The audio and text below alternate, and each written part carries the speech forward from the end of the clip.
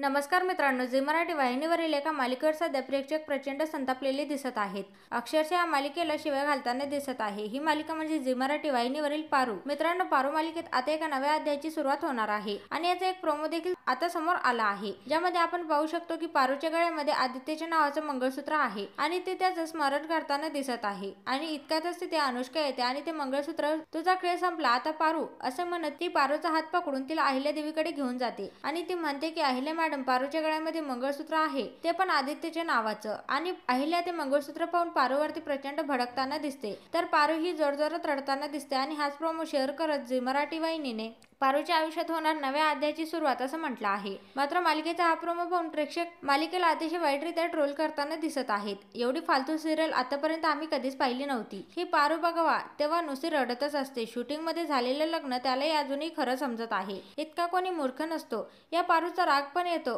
आणि कधी कधी वाईटही वाटते. या मालिकेच्या लेखकाला साष्टांग नमस्कार, कारण लिमिट क्रॉस करत चालले आहेत. हे लोक त्यांना लवकरच दुसरे काम मिळू दे. आदित्य, पारू, अहिल्यादेवी आणि ते मंगळसूत्र याच्या पुढे ही मालिका जातच नाहीये. ही पारू आता खूपच इरिटेट करत आहे. बंद करा ही असली मालिका, यासारख्या कमेंट करत प्रेक्षक आता पारू मालिकेवर संताप व्यक्त करताना दिसत आहे. एकंदरीतच पारू मालिकेत पारूच्या सततच्या रडगाण्याला पाहून प्रेक्षक आता प्रचंड कंटाळलेले दिसत आहेत. तर तुमच्या मालिकेसंदर्भात काय प्रतिक्रिया आहे ते कमेंट करून नक्की सांगा.